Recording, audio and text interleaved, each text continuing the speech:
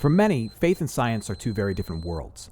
One is facts and data and experiments involving the things we see, and the other is beliefs and ideas, hopes and prayers involving things that we can't. And we're often given the impression that you have to be one or the other. You're either a person of science or a person of faith.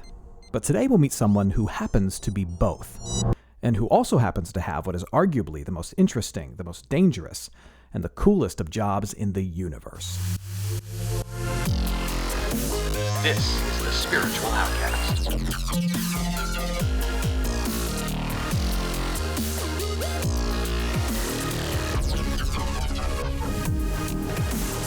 The Spiritual Outcast. This is Shuttle Launch Control.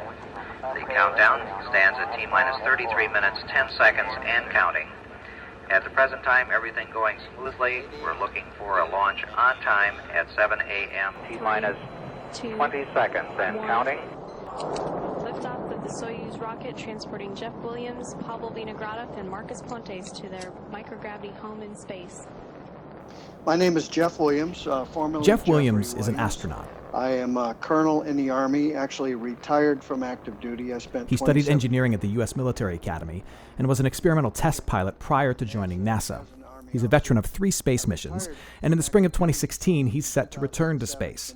This time, for 6 months, aboard the International Space Station. Well, I don't include boredom in the vocabulary to describe living there. Jeff is also an outspoken man of faith, even writing a book entitled The Work of His Hands, made up of incredible photos he took while in orbit and detailing his belief that all he sees is no accident, but part of a purposeful design. He converted to Christianity as an adult. That's to say that Jeff became a person of faith long after his life as an engineer, a pilot, and of facts and data was deeply established. The Christian faith. I've always been interested in science. Since I was a young kid, I loved math and science, and that's why. When we sat down to chat, I asked him about being a man in the middle, a man whose job symbolizes the power of science, yet who chooses to see it all through a lens of faith. I asked him about the conflict that so many see between the two, and that's where Jeff stands out. For him, there's no conflict at all. It all comes down to presuppositions, the ideas you bring to the table before you examine the evidence. Let's listen in. Etc. I have come to the solid conclusion that there is no conflict between science and faith. The conflict really comes into the presuppositions before entering the science. The main presupposition conflict is either there is a God who created all things, or there's not. And it always boils down to that.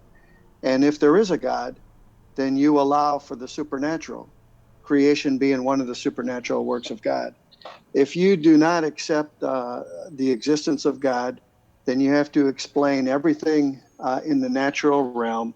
And that's where the conflict comes in, because now you've just ruled out the possibility of the supernatural. So that's the presupposition. And you cannot scientifically prove the existence of God, nor that he does not exist. It's important to catch what Jeff is saying there. He asserts that you either approach the natural world assuming that there's no supernatural intervention, and you interpret the data as such, or you approach it assuming that there can be supernatural intervention, say a God, and then you interpret the data as such. And for Jeff, his presumption of the existence of God prior to joining NASA has only been supported by the evidence he's gathered since joining NASA. Jeff told me about how taking a spacewalk affirmed his belief in a creator and his trust in the Christian scriptures. Absolutely. And one of the things you never get tired of up there, and I've accumulated just under a year in space, is viewing the Earth. Being out on a spacewalk. And although the spacewalks, they're very busy, you're very focused on the work that has to be done. You're outside typically about 7 hours.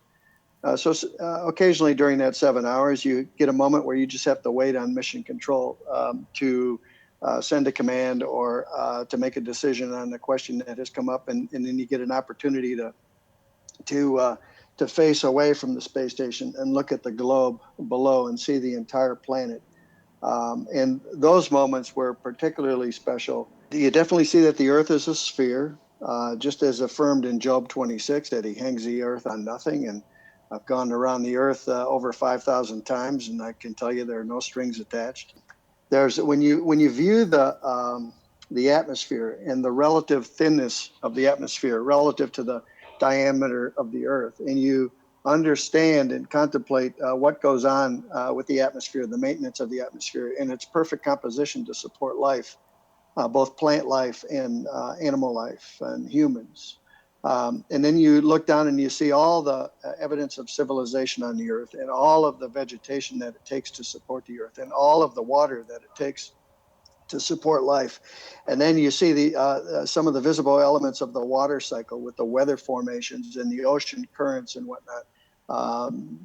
Those things really enrich the understanding of the purpose and design and the awe and wonder in this part of God's creation that we call Earth, and which is our home.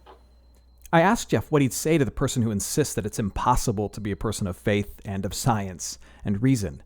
He jumped to the Bible, arguing essentially that Christians in particular are called by God to investigate and cultivate the world, a discipline which many people would simply refer to as science. Right in Genesis 1 and 2, we have what sometimes is called the dominion mandate, where God, we go through the narrative of creation through 6 days, and at the end of that, God created man, male and female. He created him, and he created him in the image of God.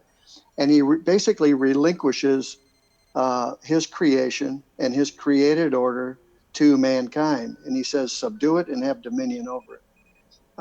Now, if you go and study further in the scripture, especially I love to go to places like Job, which is a very tough book to understand, but Job and the Psalms and elsewhere in scripture, you see that it only affirms that mandate for mankind to pursue an understanding, and that's implied there in that have dominion, subduing it, to find the resources that God has by design placed in his creation, and mankind, the wisdom and the knowledge and the understanding that, one, the resources are there, two, to figure out the way to go find them, and then three, figure out how to use them and form and design and create in and of itself out of those resources. That's really the history of human civilization.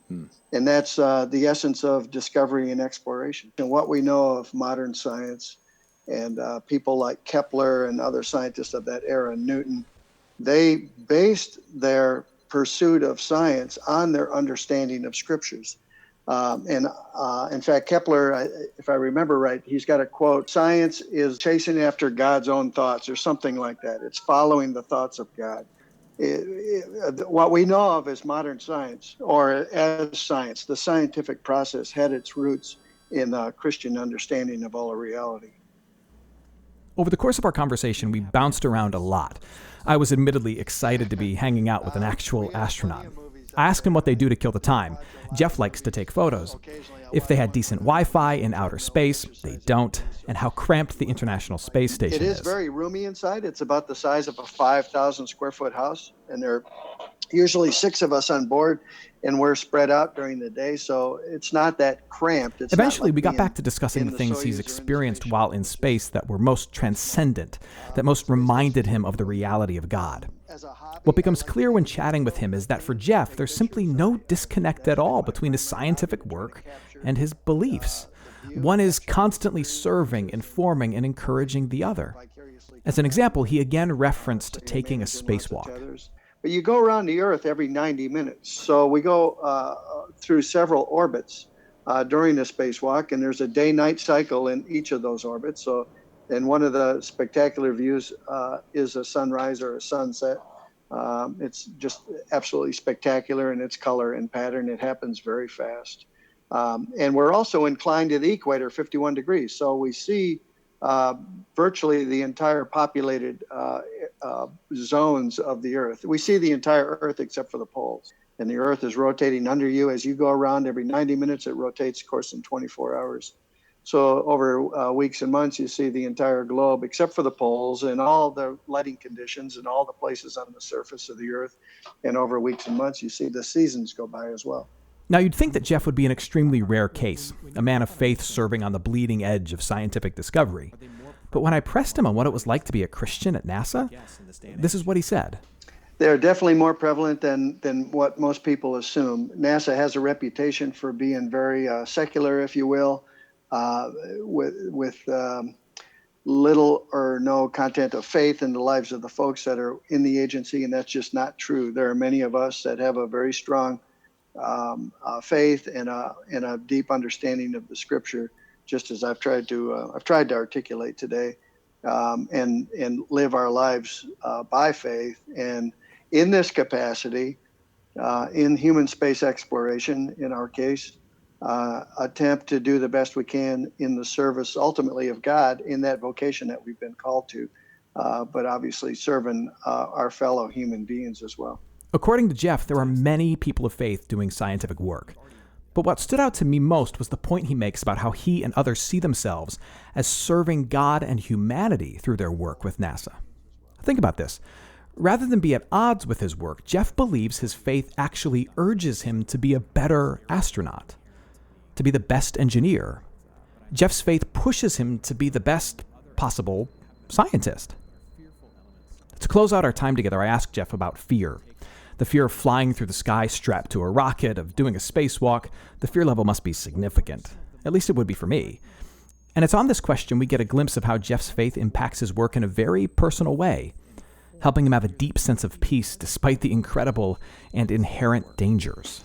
Well, I wouldn't use the word fear. If we had fear in this, we're probably in the wrong business.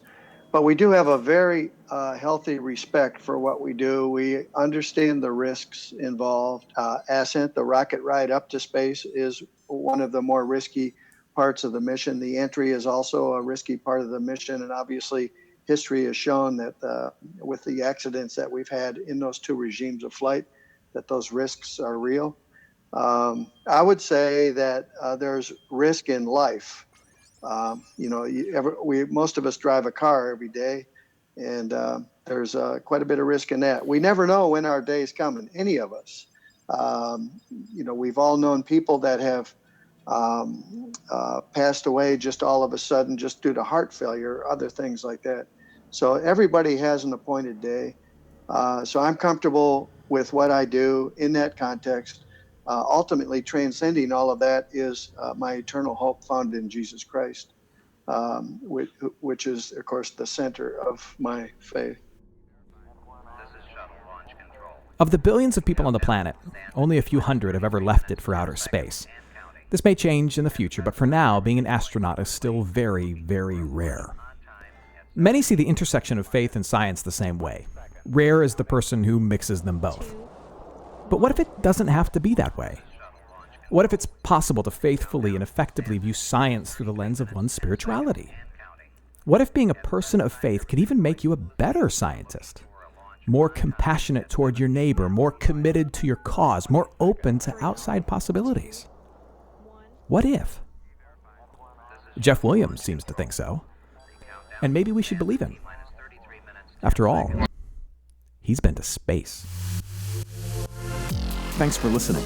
For more content, you can search the Spiritual Howcast on YouTube and in iTunes. And you can follow us on Twitter @the_Howcast.